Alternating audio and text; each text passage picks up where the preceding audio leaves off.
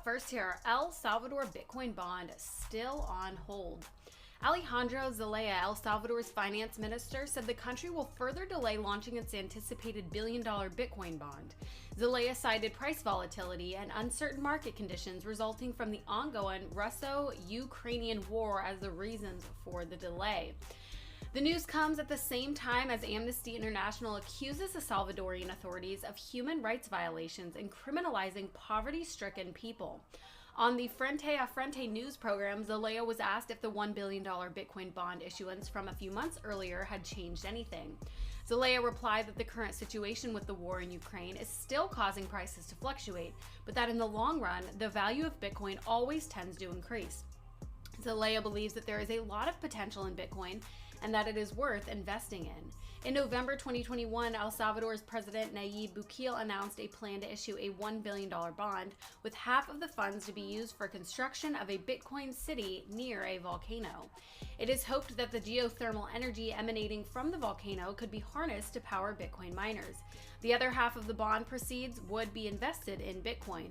In an interview in March, Zelaya delayed the launch of the $1 billion bond, originally scheduled for mid-March 2022, citing price volatility and giving a possible launch date around June, with the timeline extending until September 2022. The rating agency Moody's downgraded El Salvador's credit rating on May 4th due to concerns that the country could default on an $800 million bond in January 2023. Moody's cited the lack of a credible financing plan as the main reason for the downgrade. El Salvador has been investing in Bitcoin since September 2021, with President Bukele announcing the purchase of an additional 500 BTC on May 9th. However, the country is estimated to have lost more than $35.6 million from its BTC investments to date. That's unfortunate, but with the price drop, I mean, if people bought at the peak of the market and now the price is down, definitely you're going to see some losses. We are bullish on Bitcoin here at CLOCKWISE Crypto Channel, so we think this is a good time to get in. Up next here, Crypto.com gets nod in Dubai and FTX launches in Japan. Two of the world's largest cryptocurrency exchanges by volume are expanding into new markets. Crypto.com has obtained a provisional crypto license in Dubai, and FTX is launching in Japan. Crypto.com announced on June 2nd that the Dubai Virtual Assets Regulatory Authority, or VERA, had given the company provisional approval for its virtual asset license. This allows the exchange to operate based on initial compliance checks. The exchange stated that VARA will need to complete additional due diligence and other requirements before it can be issued a full operating license. However, it expects this to happen in the near future. Crypto.com has announced that it will be opening a regional office in Dubai, United Arab Emirates, following the enactment of new laws for cryptocurrencies in the city. The company has stated that its goal is to help make Dubai a global hub for cryptocurrencies. In a recent announcement, the UAE Minister of State for Foreign Trade, Dr. Thani Al-Ziyudu, stated that the country believes that cryptocurrencies, virtual assets, and blockchain will revolutionize the financial services sector. Absolutely, I think that the more it grows, the better it will be. The more regulation, the more companies or governments are talking about regulation, I think more and more people are going to get in. He added that the UAE is attracting companies that are looking to build on this vision and enable the technologies of the future to flourish. FTX, which is now the second largest centralized exchange in terms of volume, has launched FTX Japan to service its Japanese customers. This follows the exchange's acquisition of the local liquid crypto exchange in February. The FSA commissioner has admitted that the crypto regulations in Japan are quite strict, making it difficult for exchanges to operate in the country. FTX CEO Sam Bankman-Fried commented on the high level of regulation in the Japanese market, saying that it presents a large opportunity for crypto trading with a market size of around $1 trillion. The expansions by these firms are in contrast to others in the industry who are having to cut staff due to the current bearish conditions. According to reports, the Gemini exchange is planning to cut 10% of its employees due to unfavorable market conditions. In mid-May, Coinbase also announced that it was slowing down its hiring in order to ensure that it could weather the dampened market. At the end of April, the crypto-friendly trading platform Robinhood fired 9% of its workforce, with its stock price at an all-time low as part of a wider market downturn. So, like everyone, I mean, staffing is a huge issue, which, you know, the crypto space is not exempt from that. As the market has a downturn, I mean, everyone faces that. Inflation's going up. People can't find staff. Some people can't find the job they want. So we're just in some crazy times. Up next here, Balancer launches on Ethereum L2 network Optimism. Balancer, a decentralized finance protocol and automated market maker, has officially deployed on Optimism, a highly touted Ethereum Layer 2 scaling solution. This move is designed to enhance user functionality by increasing scalability and reducing fees. Balancer and Beethoven X have teamed up to create a decentralized exchange that will compete in the Optimism ecosystem. This exchange is a fork of Balancer V2 that is designed to be more user-friendly and efficient. Fernando Martinelli, CEO of Balancer Labs, believes that Layer 2 scaling solutions like Optimism can help reduce transaction fees and network congestion. Optimism is a Layer 2 scaling solution that promises faster and lower cost transactions on Ethereum. The network purportedly supports all decentralized applications on Ethereum via optimistic rollups, a scaling solution that works in tandem with the main Ethereum chain. As of now, Optimism has around $320 million locked in from 38 projects in total. This number reached its peak of $510 million back in April, and currently it is ranked at 19th place when it comes to the overall network value. A considerable increase in the number of projects launching on Optimism has been seen in recent months, due in part to anticipation of an upcoming airdrop of new tokens by the network. Many users are keen to get their hands on the OP governance tokens that will be up for grabs, with Optimism reporting a significant uptick in demand. Around 250,000 addresses are eligible to receive the airdrop, according to reports. So if that's something you're interested in, definitely take a look. They have a chart here. Like other DeFi-focused protocols, Optimism has seen its network activity decline considerably over the past 2 months. Sometimes the decline is good, means it might be a good time to get in. Up next here, OpenSea insider trading could see NFTs labeled securities. Former SEC lawyer. I hope not. Former Securities and Exchange Commission lawyer Alma Angotti believes that this week's news regarding an OpenSea employee being charged with insider trading could lead to non-fungible tokens being classified as securities. So unfortunate, one bad apple can affect the whole system negatively. Nathaniel Chastain, a former product manager at OpenSea, has been charged with insider trading by prosecutors in Manhattan. This is the first time such a charge has been brought against someone in the industry. The U.S. Attorney's Office for the Southern District of New York said that the charges were for wire fraud and money laundering in connection with a scheme to commit insider trading. This is the first time that the phrase insider trading has been used for cryptocurrency, and it typically refers to insider trading of securities. Angotti is a partner at Guidehouse, a consulting firm.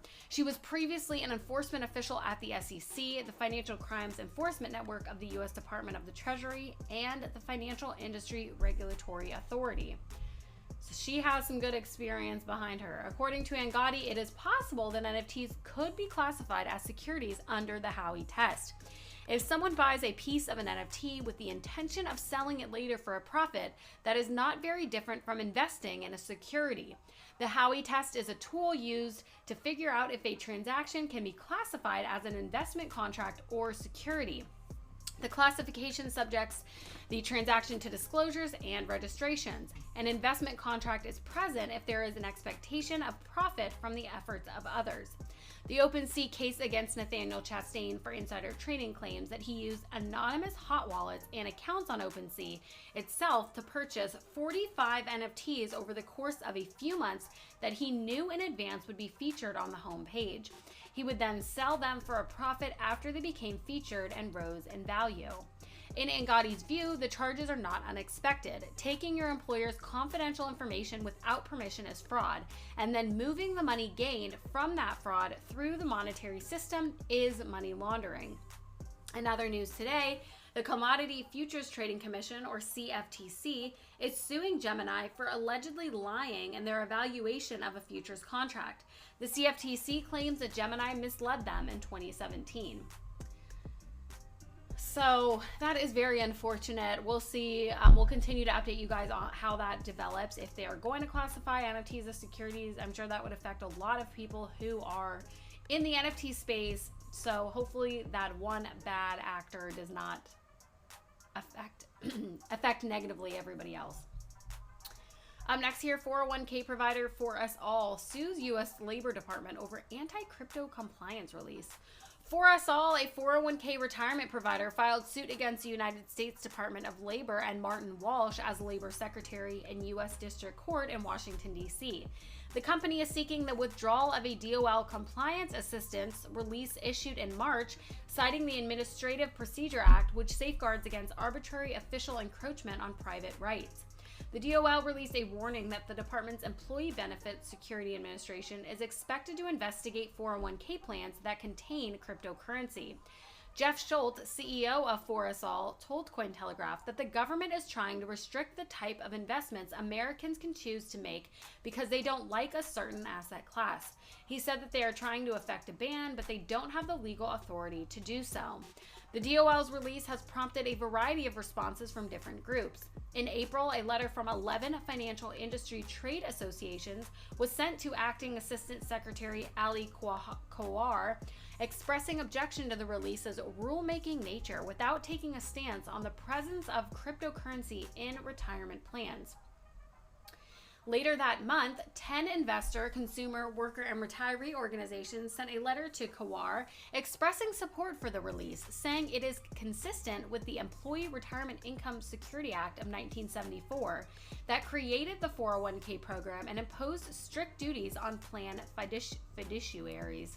Schultz said that For Us All has approximately 150 companies signed up for 401k plans that include cryptocurrency, with plans to roll out these types of 401k plans this summer. Schultz said that the company had a meeting with the Department of Labor last year to ensure that their program design complied with all existing regulations and rules.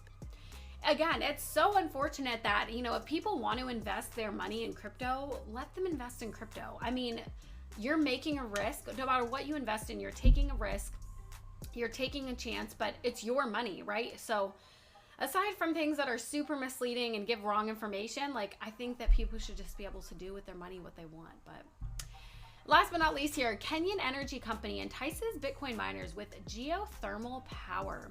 KenGen, a Kenyan energy company, has called on Bitcoin miners to move nearby and purchase its excess renewable energy capacity. KenGen claims that 86% of its energy is generated from renewable sources, mostly geothermal power from pockets of heat in the Great Rift Valley. According to local news outlet The Standard, KenGen has space at its new industrial park in Olkaria near its flagship geothermal power station, which could be rented to Bitcoin miners. Piketsa Mwangi, acting director of geothermal development at KenGen, said that his company is willing and eager to have miners call Kenya home. No miners have looked to go to Kenya yet, despite his enthusiasm.